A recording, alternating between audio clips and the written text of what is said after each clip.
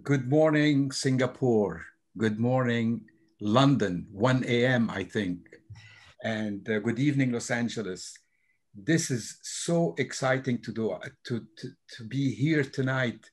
It is one of the most amazing panel that I have. I mean, guests that we have at AWFF today, having Yan Yan Yo and Chin Han with us, and for the third time, Anthony Chen. I think Anthony Chen just planted a tent outside so he can stay with us the whole festival. But anyway, I am so grateful for you guys to have accepted to do this Q&A of this wonderful movie. And you know, Anthony, I wanted to tell you this last time and I forgot. This is the kind of movie that grows on you. It's amazing. Every time I think about it, it is like it's becoming now overwhelming.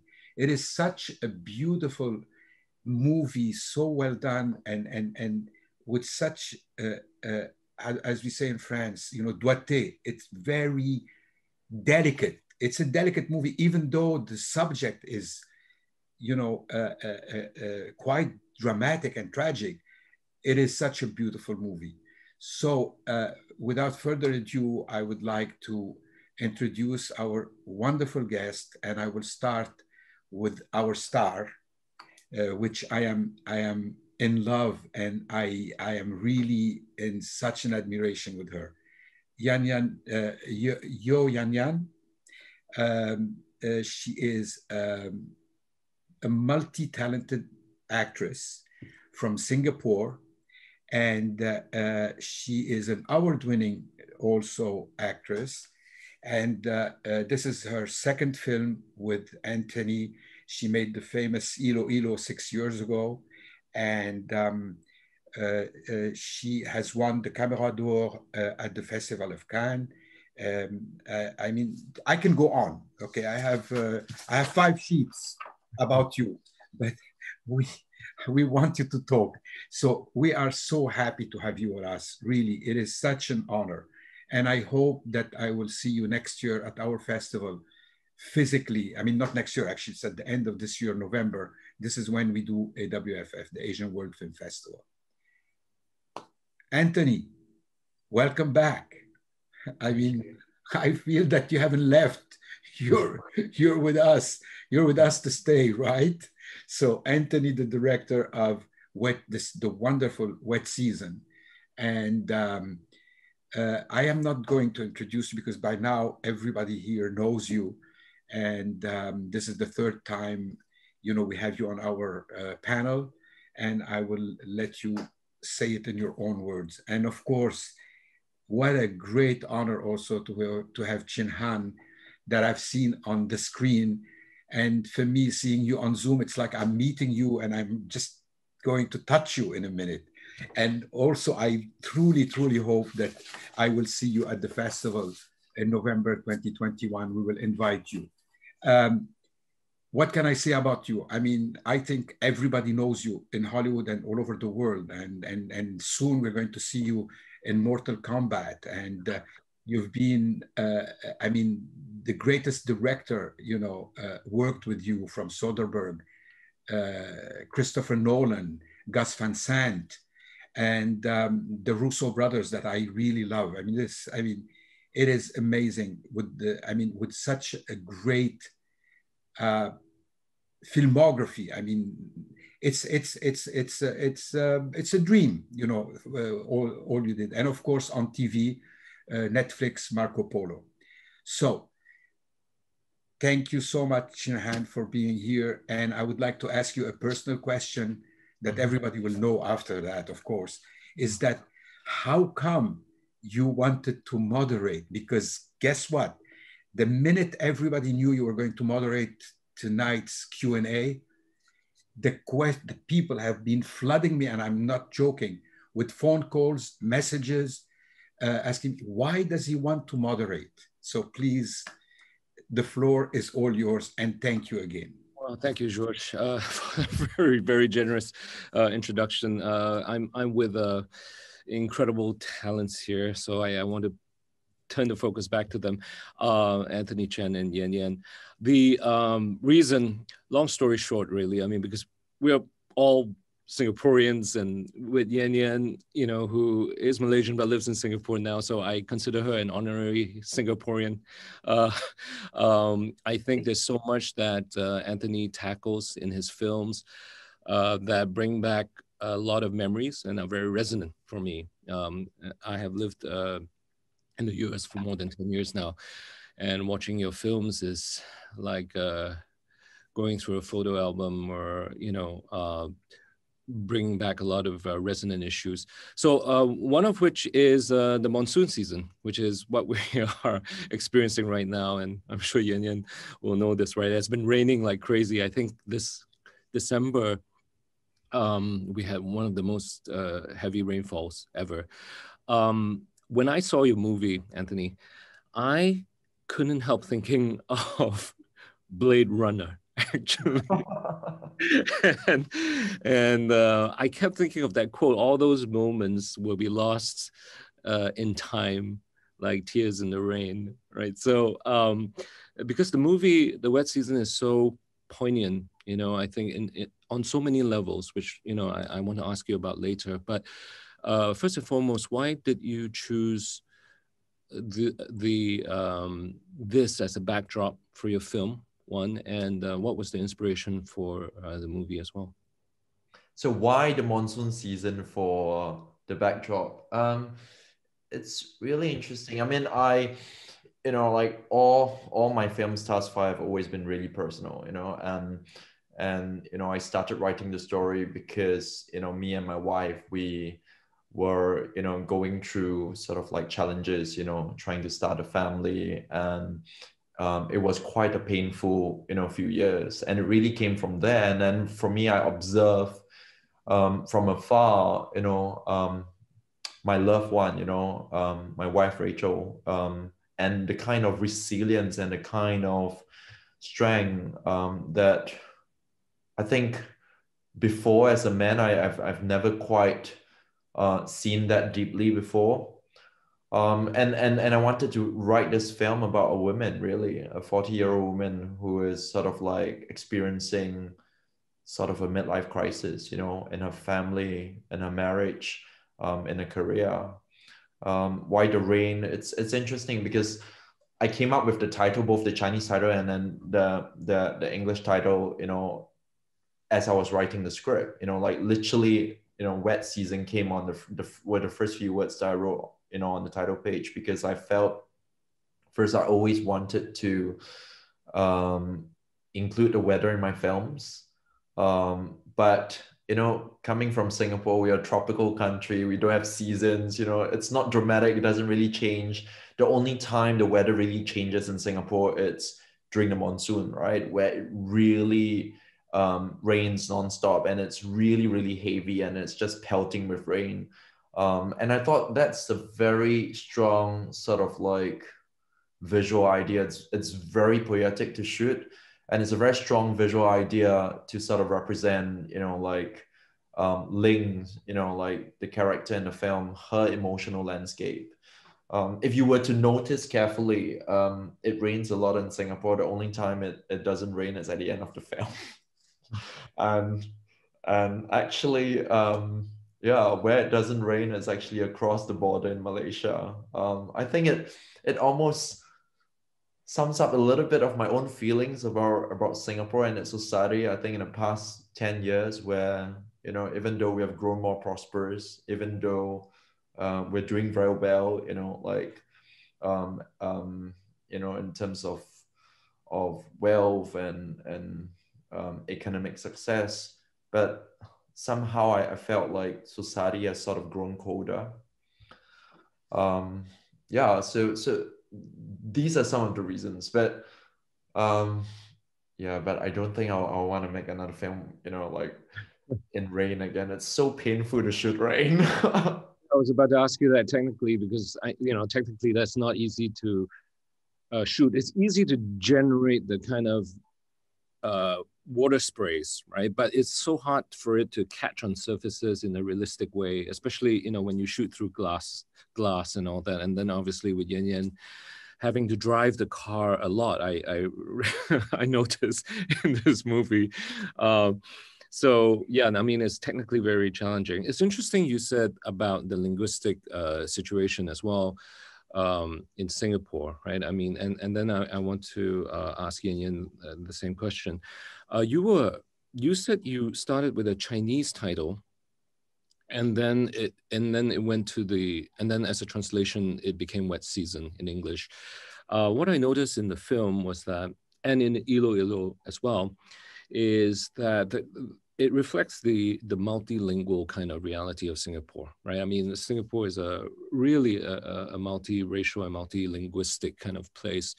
You have people speaking all kinds of languages. You have people code switching frequently, and not only code switching frequently, code switching in a very distinct way. They can just plop in words of a different language in the middle of a sentence anywhere, basically, as an adjective or as a noun or as a verb, you know. Now, how then do you write for so many different languages? I mean, I think there's Hokkien, there's English, there's Mandarin, and in Ilo Ilo, there's Tagalog, right? So, you know, how do you write in English first? Do you write in Mandarin? Do you write in all the different languages? Do you know where you want to code switch? So I write all my description the Hollywood style. So I write it in English in the Hollywood format. Any dialogue that is in Mandarin or in dialect, I write it in Chinese. Because for me, I don't know, I've always felt like I've got a very strong ear for dialogue. And for me, it's always about finding the truth of the character.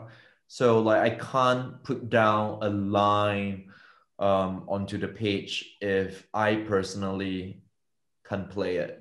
I would literally play it sort of like in my heart, you know, like I'm talking about the beats, the pauses, and when they code switch as well, you know, like, and a lot of times it comes from life, it comes from, you know, the people that you observe, sometimes on a bus, sometimes on in a taxi. I seem to have quite a ear for that, and it's quite interesting because if you look carefully at my films, you know, like my films are almost very detailed observations, not just of society or of family, but also of social class.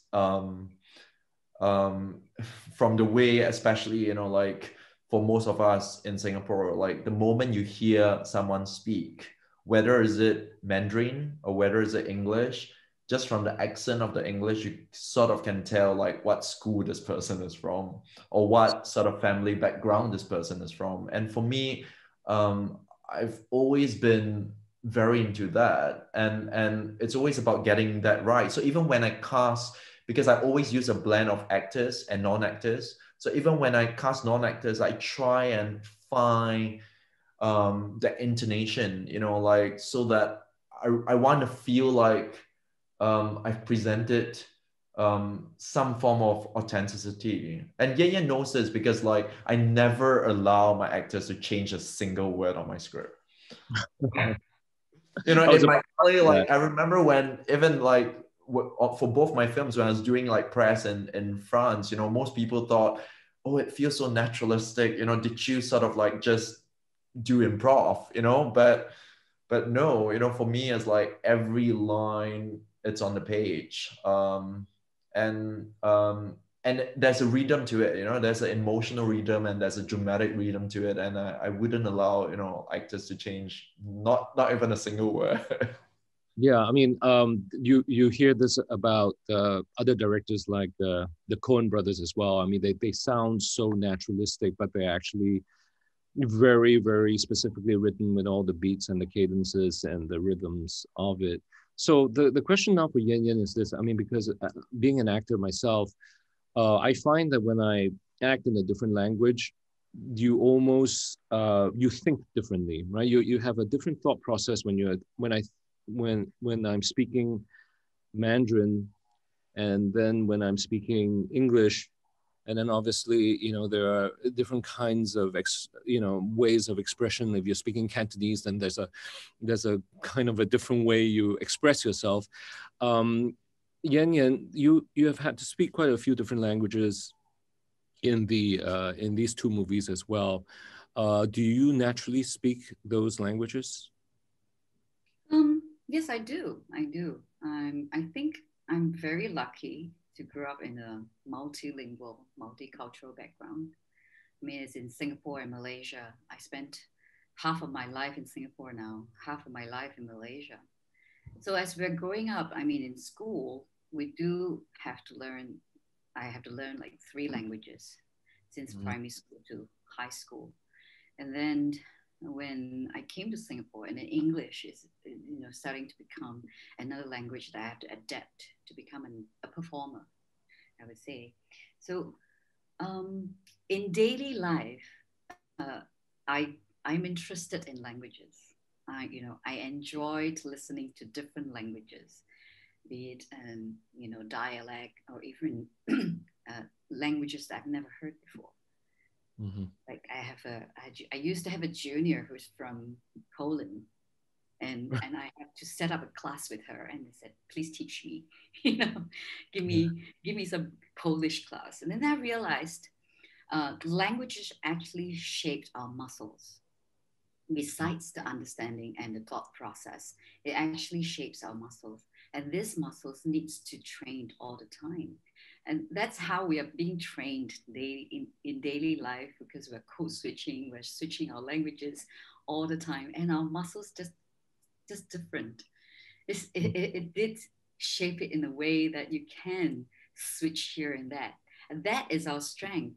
And that is our also bad point for us. It's a difficult thing for us too, because it switches so fast. Sometimes you can't even realize that you're switching it.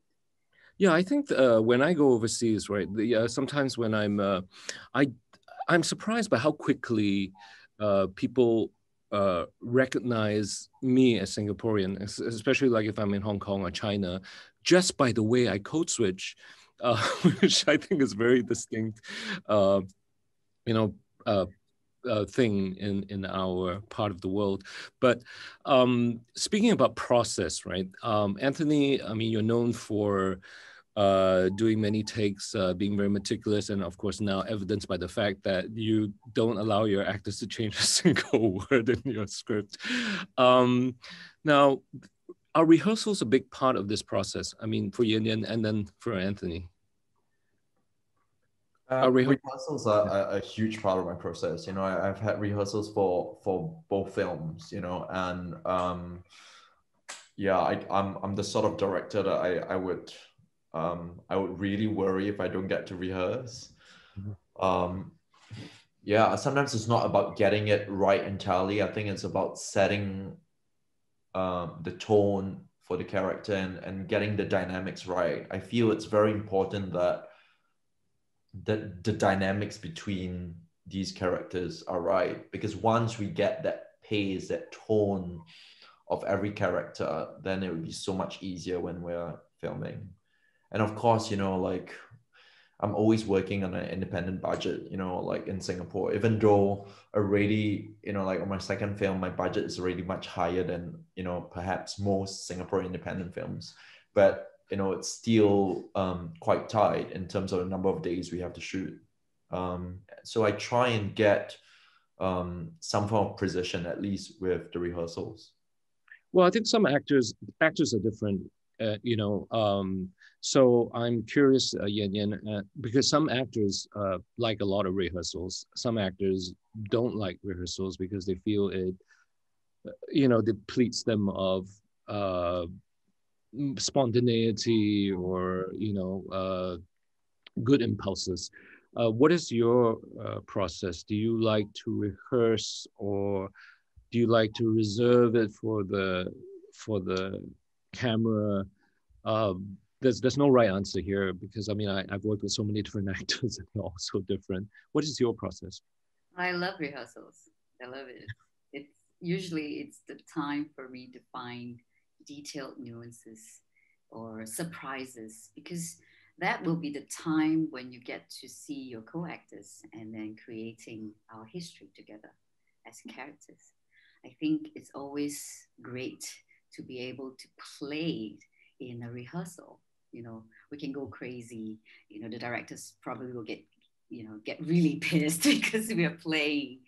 But it's a very important process for me to build the character, to get to know my co-actors, to create our co-history together as characters.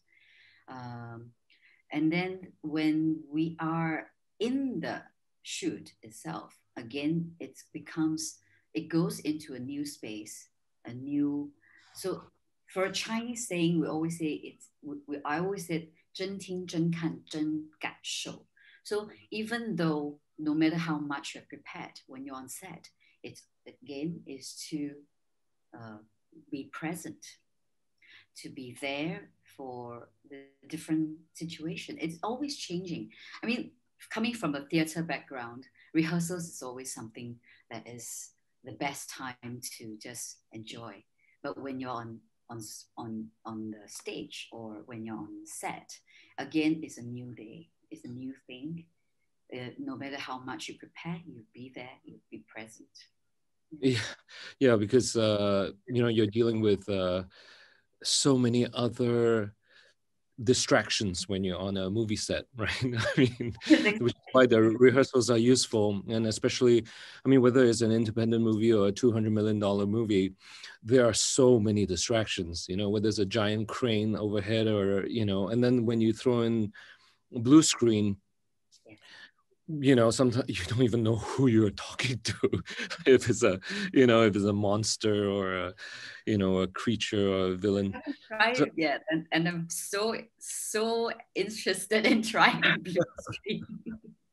Well, I'm sure you get a chance to, and it's very trippy. It does, it's so weird in your head, and yeah, I'll leave you to have the experience, and you can tell me how you feel about it.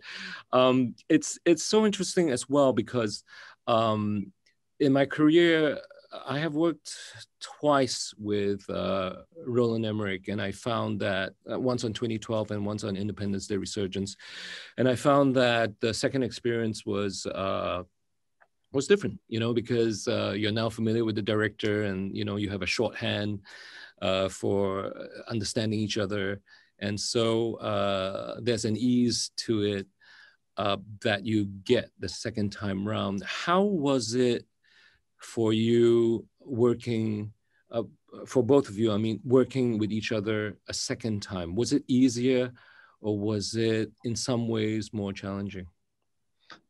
In fact, what's interesting is like George was like actually wrong, because the first time I worked with Yeo Yann Yann wasn't on Ilo Ilo. Actually, we worked together many years ago, 15 years ago, on a short film.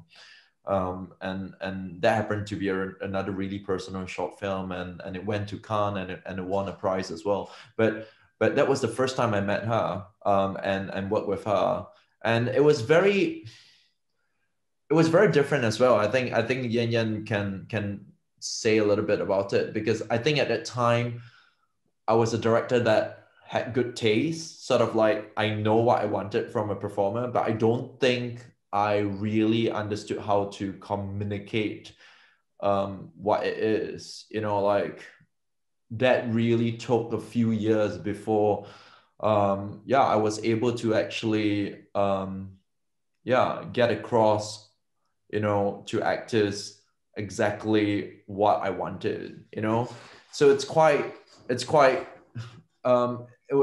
interesting that I think I was growing as well, and interestingly, like since the start until now, I've worked with Yan Yan for over 15 years. Feels like a long time. Very long time. How has it been for you? I mean, it's just pretend that Anthony is not here, and then Even he's here. how has the 15 years been? At each point, you know, with each different project, how has it been different for you, Yann Yann? The first project, Anthony was still in the army. He was in his early 20s. And I remember at the audition, I had an audition, and he just said, I don't want this character to cry. Every character cry in this short film, not you. And I was like, oh my goodness, I love this. Finally, and it's a young, very young Chad that is telling me sometimes sadness doesn't have to express in tears. And I was like, wow, I love this. So I went on set. I remember I waited a long time. I think I waited 8 to 10 hours to be my turn. I was so glad I didn't throw a temper. I was just sitting there waiting and waiting. And finally it's my turn. And this guy is in his army uniform because he's just booked out from the camp. You know, he's still serving his his country, and he's making this film. And he's so, okay. And then we had a good take. And then after that, he suddenly said, "Can I have a tear on your left eye?" I just go, "Oh." Wow. I said, then I told him, I thought you said my character don't have to cry, no tears. He said, oh, just give it a try. And I just said, oh, okay, let me think. I can have tears, but I cannot assure you left or right eye. I can't control that, okay? And then I just go, okay, let me try. And then my crew members were really sweet, and they quickly bring me teardrops. They brought me oil to help me to have tears. I said, it's okay, don't worry. I got it. And then we did it. And eventually, he still chose the shot that is have no tears. And at the point of time when I saw the end result, I was thinking, okay, I have a very young director with me, and we doubt ourselves. We do. And as an actor, I doubt myself too. Why not a director? You know, why not every creator doubt yourself during the creative process? So after I saw the short film on screen, I was very lucky. I saw it on the biggest theater in Singapore. And I was like, I have to call him. I sent a message and said, I know you're going overseas to study. He went to UK to study after that. And when you come back, if you want an actor, if you are looking for an actor to work with, call me anytime.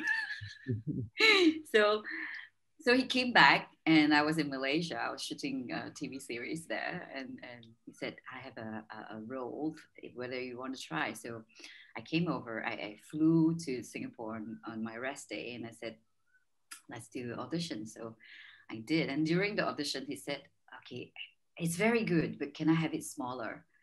I said, oh, okay. Then I do it again. He said, very good. Can I have it smaller? I said, okay, I'll try it. Then I did it again. And he said, very good, but have it smaller. And I just go, you know what? If I do it even smaller, I have nothing to act.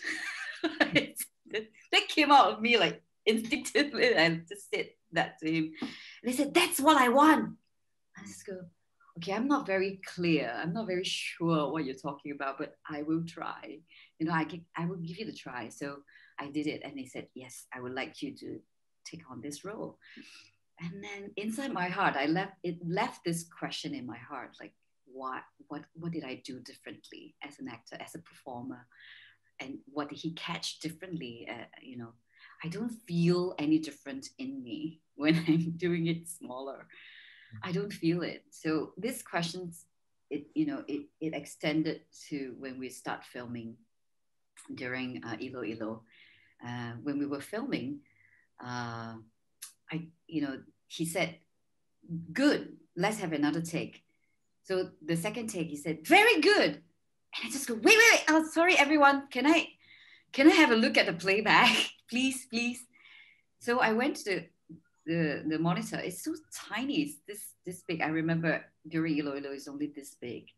And I look at it, I just go, there's no difference for me. I have no idea what he means by good and very good. So I started questioning him. You know, I catch him during lunch or dinner. I just keep on asking him, what do you mean? What do you mean? What do you mean? So I think from Ilo Ilo, we have created this process of working as in I'm not sure what you're talking about, but I will try. I'm not very sure, but let me just give it a try and give it a shot.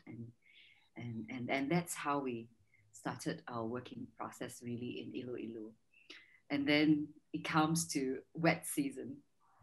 The wet season, during Ilo Ilo, we have already created a working process, and we have grown. He has grown. I have grown.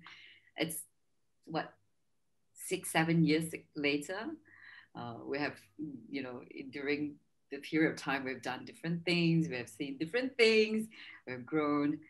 And then when we come back at first, I don't know, at first he didn't want to cast me in wet season. Of course, it's because firstly, It's like casted the boy in that season.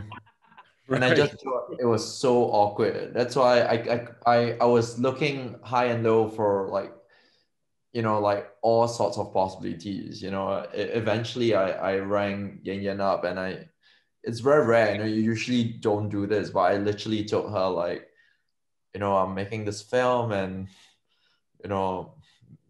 I don't think it's suitable for you. But do you want to read the script? Yeah, it's not a very nice way to offer a role, but that was what we did. Like she came in and we did some scenes together, and eventually we decided to sort of like craft this character together.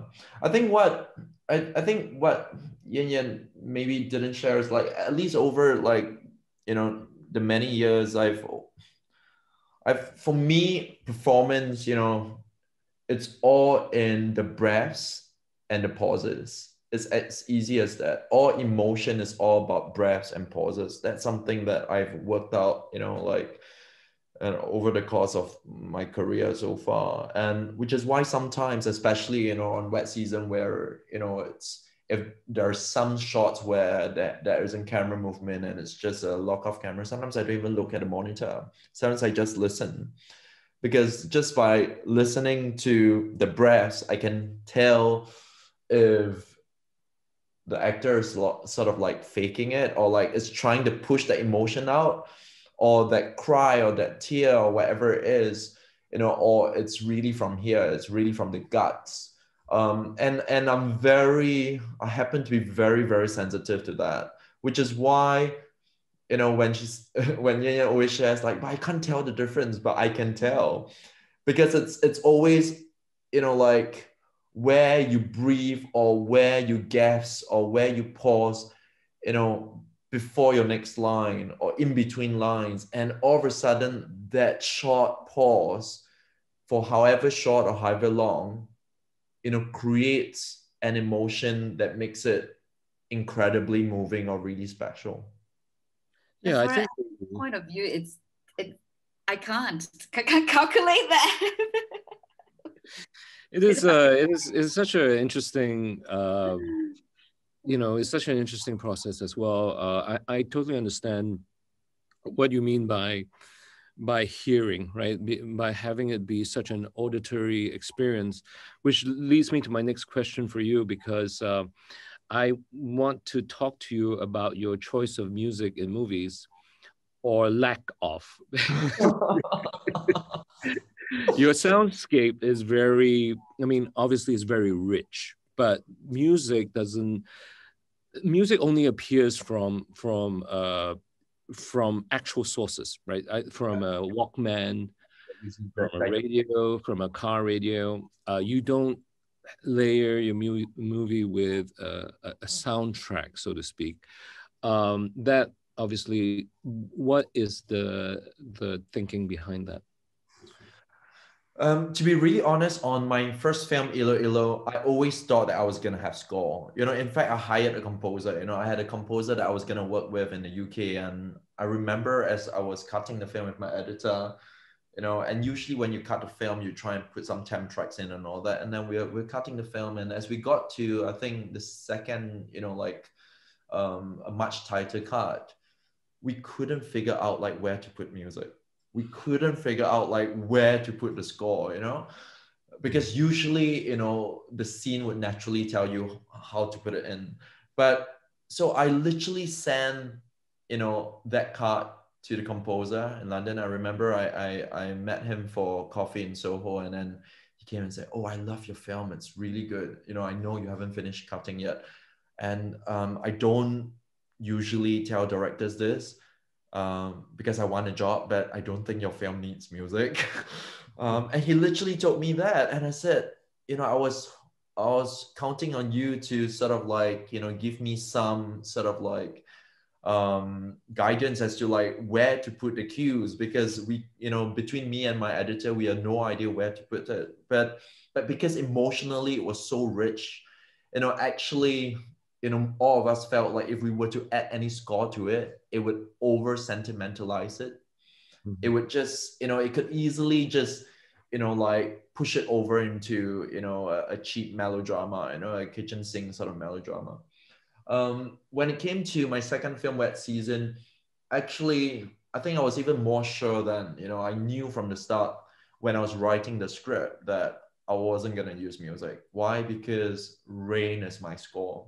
In fact, there was so much work going into the recording of the rain when we were on set, even though 95% of the rain was artificially created, which means there's a lot of, you know, like motors and engines and, you know, like pumps and all of that.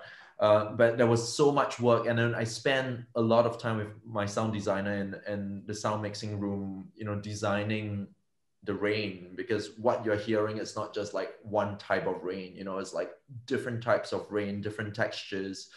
You know, it was very, the sound design is very emotive as well. You know, we're very careful as to when there's thunder, when there isn't thunder. And so we were trying to paint, you know, like a musical score, you know, with rain as a soundtrack. That was what I was trying to do. And I don't know, you know, if there's one thing I would say about my work, they're usually unsentimental.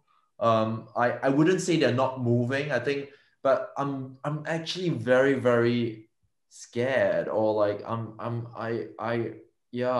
really hate going into a kind of sentimental space. And you know, I think we're so used as audiences, you know, like these days, especially with the Hollywood, you know, like films, you know, where you literally have lots of music from top to end, and actually it, you know, like it's music that's telling you what to feel, how to feel. And I just feel, you know, when there's that richness in character, that richness, you know, in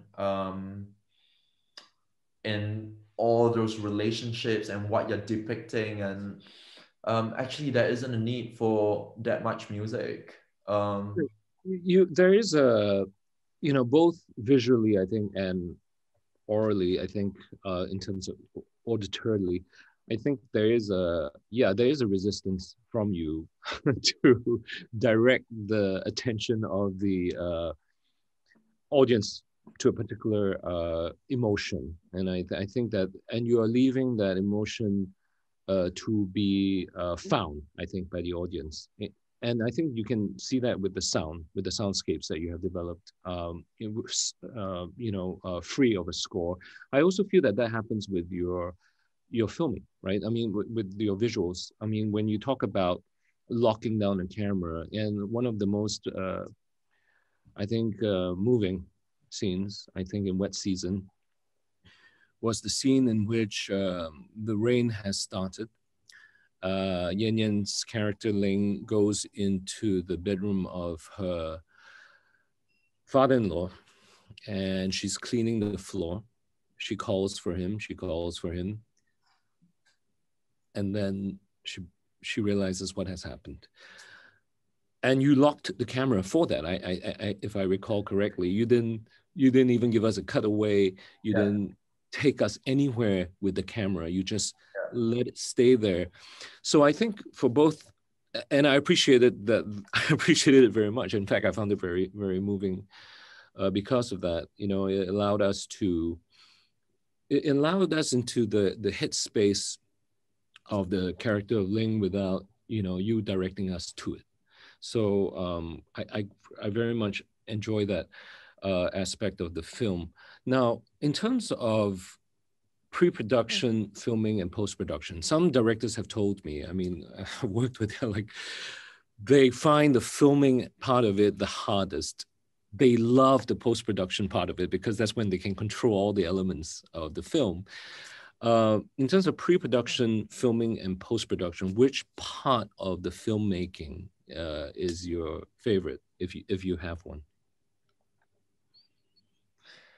You know what? I enjoy all of it, to be really honest. I really do enjoy all of it. But I personally, I think like filming has become more and more painful each time. I'm talking about literally like the process of shooting on set. I think it comes with, you know, you growing as a filmmaker and you sort of like seeing things that you have not seen before, you know, and when you're starting to have so much, you know, I think you could see from my work as well, you know, when you're starting to even have even more precision and clarity in your work, it starts to become it really hurts when you don't get that precision and the clarity. Just like what you're saying, you know, in terms of the shots, in terms of the performance, in terms of like, I realized that, and because my films are so personal as well, you know, in such a way that, you know, I spend a long time writing my scripts. I spent 2 years writing Ilo Ilo, you know, I spent 3 years writing Wet Season. You know, I literally sort of like soak myself into these characters. You know, I experienced every emotional beat that they have to go through, such that they're so connected to me, you know, that, you know, even when I'm filming a scene and they're coming to life, when something isn't quite right, sometimes it's that movement of the camera, sometimes it's the performance, it's the tone of the performance, and it truly hurts because you could see so clearly, you know, what that scene could be and what it should be. I actually do worry for myself that the process of filming, it's, you know, like has become incredibly tormenting and painful. In a way, it's very satisfying when you get it. You know, you almost are so moved to tears. But when you don't, yeah, I find it incredibly sort of like painful. I'm not sure if, you know, if I keep going on like that, you know, if I would go into some form of like manic depression at some point. Yeah, because you know, there are friends of mine who say, it's just a job, let go, it's just a piece of work, you know, but for me, like every film, it's so, I don't know, even now I'm working on my first English language film. It's something else. It's from a novel. It's culturally nothing to do with me, not from my country, not shot in my country, but I'm so involved and so attached to the characters that I remember when I was talking to the actress, you know, like after she read the script and we were just talking, yeah, somehow we both ended up crying talking about things, you know, like that's how emotional I can get, you know, like with my work. So in a way, like every piece of work for me is so personal, and which is why I find it difficult. So I enjoy all the process, but I would say, you know, like the filming part has become like quite tormenting and quite painful, especially I think, you know, given the confines and restrictions of trying to make a film in Singapore, you know, where you haven't got as many shooting days, you haven't got as much money and resources, but to find that precision and to build that precision, it's really difficult. It's really difficult. Do you think it might be different, or would you ever direct someone else's script? I would, because like, you know, like some of the projects I'm working on now, you know, like I've not written them myself. I've been working with screenwriters, but I've been working very closely with screenwriters. So like I can't, you know, like I think my mantra is really simple. Like I can't direct something that I don't understand. So in order for me to even, you know, like go on set and to be able to shoot, you know, a single shot, I need to understand like every single character. I need to understand their background. I need to understand their history. So like, even when I was making Wet Season, you know, like actors love to ask questions, you know, but I'm one of those directors where you could ask me anything and I could answer you. I could tell you literally how long they've been married for, you know, like at what point, you know, they started seeing a doctor, at what point, what happened. You know, I need to actually really have a real grasp of the background and history of every single character. Which is how I bring them to life, you know, because if I don't see them, smell them, feel them, I can't capture them. Yeah. Yeah, well, I mean, you're known to do many takes, right? I mean, I don't know what is the maximum amount of takes you have done with Yan Yan.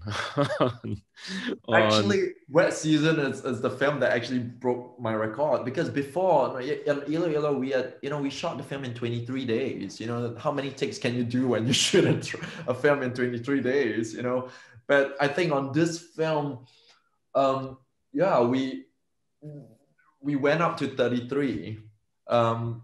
Yeah, in the last scene of the film, we went up to 33. And interestingly, sometimes the simplest things are the hardest to get. Mm-hmm. Yeah. And also because I think this character especially is really hard to play, because a lot of it is in the undercurrents, you know? So it's not about playing it out, you know, it's all in, but at the same time, you need to feel that change, you know, in the eyes, you know, in a gaze, in a look. Yeah. And yet, you know, like if you're talking about the dynamic range of performance, if Ilo Ilo was like that, where actors could go all the way, you know, like the dynamic range for Wet Season has been squeezed like that for all the actors, you know, because I was literally reining in everyone. There's something about, there's so much more restraint, I guess, with this film. Yeah, I mean, and because of that restraint, I think it's almost that the tension almost builds because of it, right? Because you have a smaller space to have all those emotions. Now with 33 takes, right, Yan Yan, do you find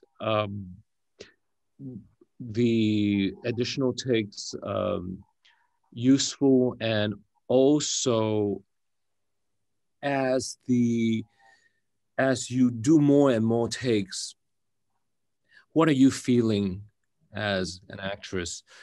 Because some people tell me that, obviously, I mean, sometimes I myself have been on films where I've done many takes, and I do enjoy the thing that happens to an actor sometimes when you are so tired that this falls away, and then you just become very instinctive, you become very present, and that's what happens when people get tired anyway. So how were you feeling in that particular scene? And which scene was it in Wet Season? Oh, it was the final scene in Wet Season. It was actually the final shot in Wet Season, Final where shot we in did Wet 23 takes. And it was, like I said, the simplest stuff is the hardest, because in the final shot in the film, basically is a shot of, you know, like the sun coming out of the clouds, and she's that last sort of look up into the sky, right? And there's, you know, a sense of a smile. The problem is, what I didn't want is just, you know, one big sort of like happy ending. Oh, you know, like I'm safe, you know, it's gonna be good from here. I feel like it's so complex, that emotion. It's not, yes, there is some form of hope, but there's also, you know, so much baggage that you have to sort of put down. There's so much, and that's the reason why it's so hard to get it right, because it can't just be that one note, you know. I realize that in Wet Season, every scene, especially for Yan's character, is so hard, because every scene doesn't play on, you know, like it plays on you know, like even though it's very restrained, but it's actually a very complex emotion, you know? Yeah, I Yeah. think it's hard because you're not helped by words, right? Because especially if you don't have words, you don't have words to help you and support you. But that speaks to all the I mean, about to the movie itself, Wet Season, in the sense that there are so many shades to every situation and every character and every um, you know, vignette in that movie. Now, the character, obviously, with the boy, Tiala, which is your second movie with Yan Yan. Now, in this particular film, as Anthony has said, I mean, it's very complex, right? I mean, you talk about there is a sense that she fills the absentee parent role, but she's also his first love. And then for her, she's wanting a child, but she also has an absentee husband. How is it? How was it for you? How did you start rehearsing with Jiala, having done another movie as his mother, now having to do this movie with him, obviously with some very sexual scenes as well in it? I've got a, actually since Ilo Ilo, even after, during the filming process, I mean, the first day when I met Jala, I went up to him and said, never call me any other name than Mummy. So since first day I met him in Ilo Ilo on set, he called me Mummy, even after we haven't seen each other for a long time. And he grew up, he was in JC, and we were in a shopping mall one day, and from far away I heard this sound calling "Mommy" from far away, and ran to me, and this boy slash man taller than me running to me and said, "It's Jala." I said, "Oh my God," and you're still calling me Mommy? Okay, so after Anthony, and after we have confirmed that we're going to do this film, and I was thinking, okay, I've got to do almost the same thing like when I did it in Ilo Ilo. And then I had a chat with Jala before we start rehearsal. I said, Jala, is that true that you want to be a professional actor later? He said, yes. I said, okay, then let's go into professionalism right now. Let's be professional. Now, you're an actor, I'm an actor. Let's do this scene. And do not call me by Mummy anymore. The only name you can call me now is my name, Yan Yan. Just call me Yan Yan from now on if you want to be a professional actor. Because what we're going to do is a character. It's not about you, Jala, or it's not about me, Yeo Yann Yann. Mm-hmm. And he just go, okay. Of course he's stressed. He only talked about it. He only said that he's stressed after that. But when we are rehearsing, he really took some time for him to get used to this, to get used to we are two actors coming to work. Yeah. Of course, so I think it's nothing. For me, it's really about work rather than. Yeah, I don't know. It's just 1 second cut off for me. Well, for scenes of intimate nature, I mean, obviously, I think shooting in sequence is helpful, I think, for an actor, than to have like two actors jump into an intimate scene right at the start of it. Did you shoot the movie in chronological order? Did you shoot it in sequence? It wasn't in chronological order, but we did sort of like schedule it so that scene, the sex scene, actually comes quite late during our shoot. And what's interesting is we did a lot of rehearsals with the sex scene, and to be really honest, I've never been satisfied with the rehearsals. I've never been even satisfied, even on the day we were shooting. Like so I got the AD to sort of like schedule like the morning as rehearsals, and then we'd break for an early lunch, and then we'd, you know, jump in and do the scene. But somehow, even during that morning rehearsal, on the day itself, it just wasn't working. I remember I was sort of like shouting at Jiale, and he was really upset, you know, and he literally just he had a real go at me. He was like, you know, like, if I can't do it, you know, like, why don't you just do it yourself? You know, like, he literally, yeah, lashed out at me, and I said, don't you ever speak to me like that.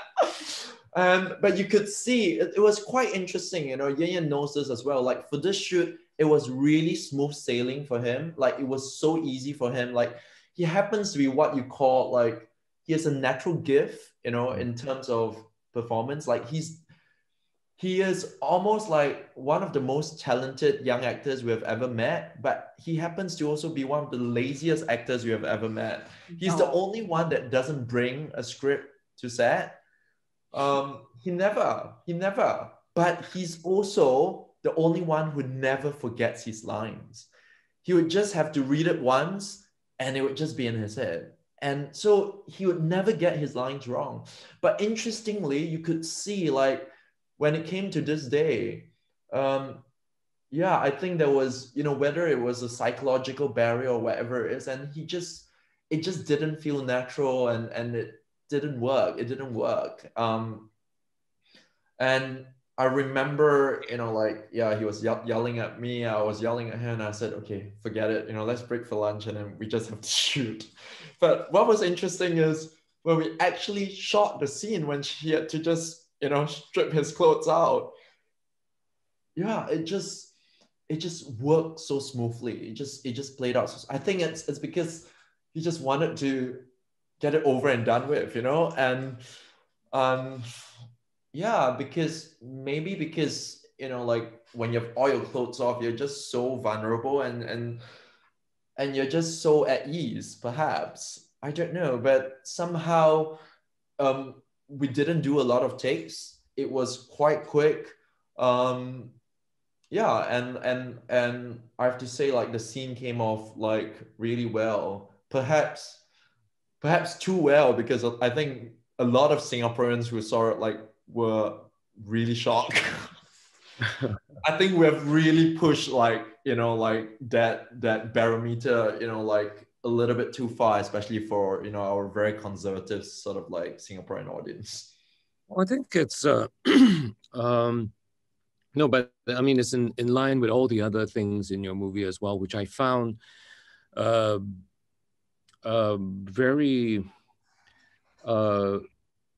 thought-provoking, actually. Not only that, but with the old man, basically. And that's, you know, there's a lot of talk about the teacher-student relationship in this movie. Before I got to see it, I mean, I heard a lot of things about it. But when I was watching it, there was this interesting old man in your film, and I don't even know where you found him or how you cast him, which is what I want to ask you about.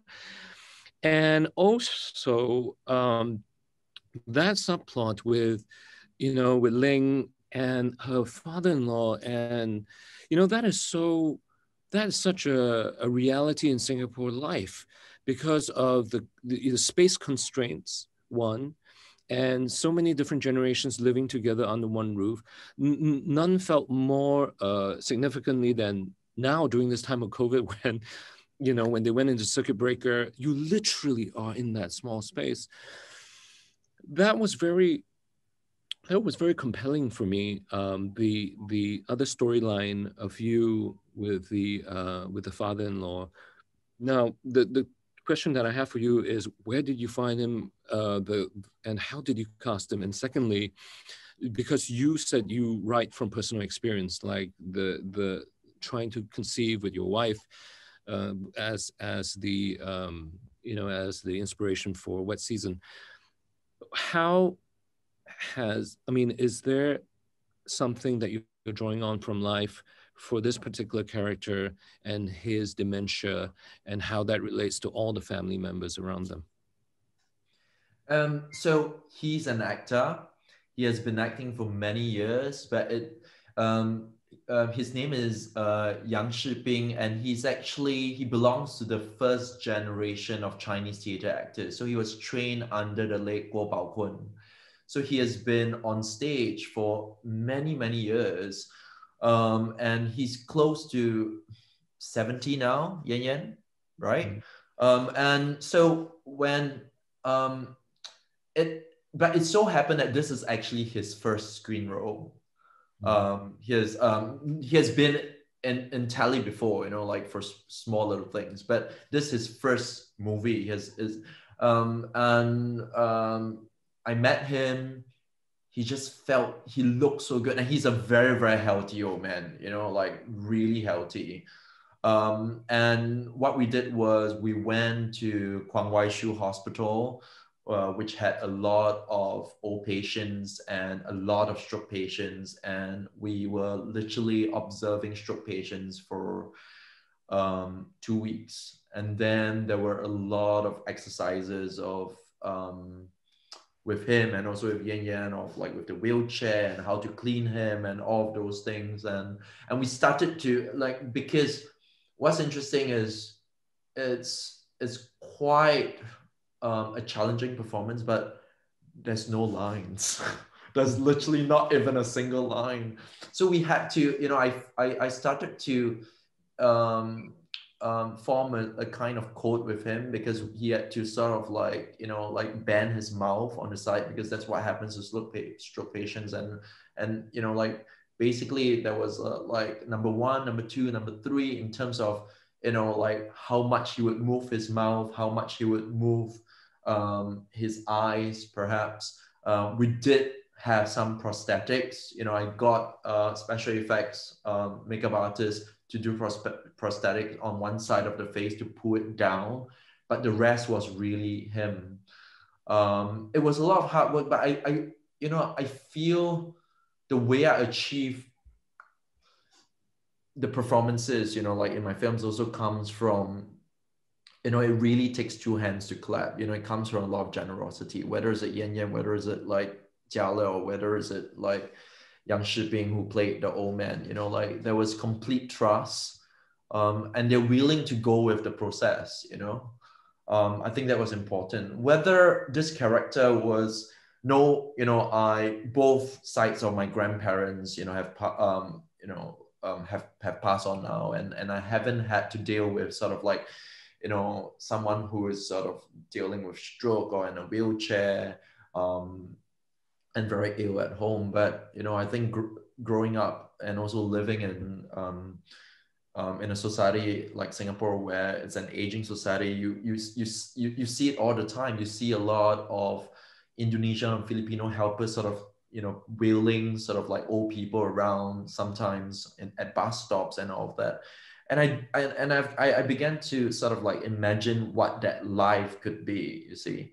But like I said, you know, in order for me to write a character, in order for me to capture a character, I literally have to put myself into their position. You know, I have to, you know, I didn't actually, you know, it was after I wrote the script that I went to fact check, you know, all these things about stroke patients, but everything came out from my imagination, and in a way, they were all right, you know. But I literally have to just, yeah, live with these characters and really try and, you know, understand, you know, yeah, what their life would be and how they would react to certain situations. And that was it, really.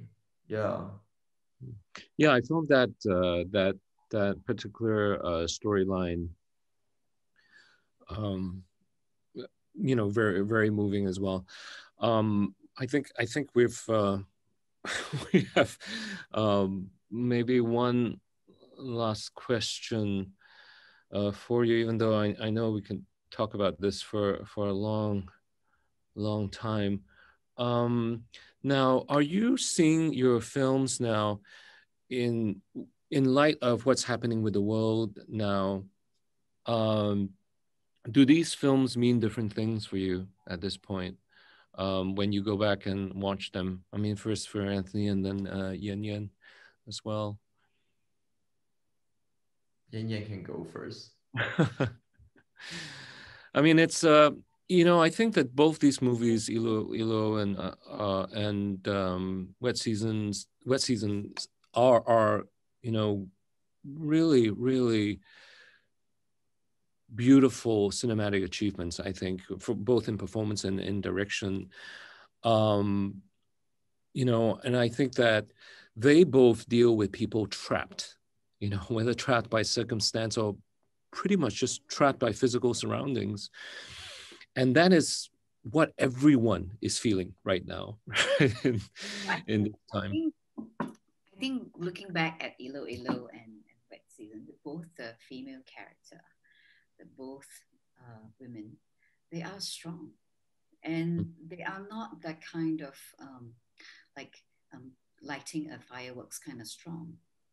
They are quietly, very subtly, very strong. You can't, you felt that they could collapse anytime. You always feel that they could collapse anytime, but they are always the one who carry all the difficulties or the burdens and charge ahead. Mm-hmm. You see them step by step going towards and supporting the whole family. I think this is at this time, at this point of time, many people are meeting with crisis. You know, not many, but the whole world is in a crisis time, and these are the women that possibly will lead and carry this through this difficult time. Mm-hmm. Well, it's an ode to motherhood, really, and to, you know, I think the kind of gentle, nurturing, maternalistic kind of energy. I think that we need at this point in time. Anthony, do you have anything to say? It's quite interesting when you use the word trap. I don't know. I feel like that's what Singapore society is about. we're sort of trapped in different ways, you know, like whether we like it or not. It's interesting, but I'm not sure if, you know, like there's actually a recurring theme. I realize myself, you know, like unknowingly or subconsciously, I've sort of like been going at that theme for a bit. You know, like I've always been interested in like the bonds and the connections that we make with strangers. So even in Ilo Ilo, you know, you have got a Filipino sort of like maid, a helper that comes into the household, and she ends up becoming like the surrogate mother to this boy, you know, and then like even in Wet Season, when you talk about the old man, it's quite interesting that these three people, the old man, the daughter-in-law, and this boy, they're completely not connected, you know, like through bloodline. But when you put them together, there's almost like whatever this family is lacking of, you know, like family bliss or, you know, a sense of wholeness. You know, you actually feel like you're looking at a family portrait. You know, for me, I've always been sort of like looking at this. In fact, you were talking about, you know, like that feeling of being trapped. In fact, the film that I'm writing now, the next film that I'm gonna shoot with Yeo Yann Yann and Kojala, you know, is set during this pandemic. And interestingly enough, it's the same sort of like territories that I'm exploring, because it's about strangers who are forced to become a family. Yeah, and you know, if nothing goes wrong, you know, Kojali comes out of the army next, because he's serving his military service. He comes out of the army next year. We would shoot this film, and it will be sort of like the third and concluding sort of film for my growing up trilogy, Singapore growing up trilogy. Yeah. No, I look forward to your triptych, basically, because yeah, you know, I feel like there's so many more stories to tell, you know, with these characters and with the, you know, with the themes that you have started to explore. That's a nice note to end on in terms of, you know, the times that we're facing at the moment, that, you know, that more than ever, I think, to rely on the comfort of strangers, I think that we need each other, you know, at this point. And so, you know, you were talking earlier about that final scene in which you took 33 takes to get. It was well worth it, because it's such a wonderful image to end even our session with, that you know, the light at the end of the tunnel, the cool breeze, the crisp air, the new beginnings. So thank you again for the film. Thank you, Anthony. That was, you know, I really love this film, and I look forward to seeing it again, actually. And Yan Yan, for your very very affecting performance, you know, in so many ways. And you know, I hope to be able to talk to you on another occasion, possibly, about your you know, your experiences as well on this film. And I see Georges very comfortably yeah, seated. I've been listening, man. It was fascinating, man. You're an amazing moderator.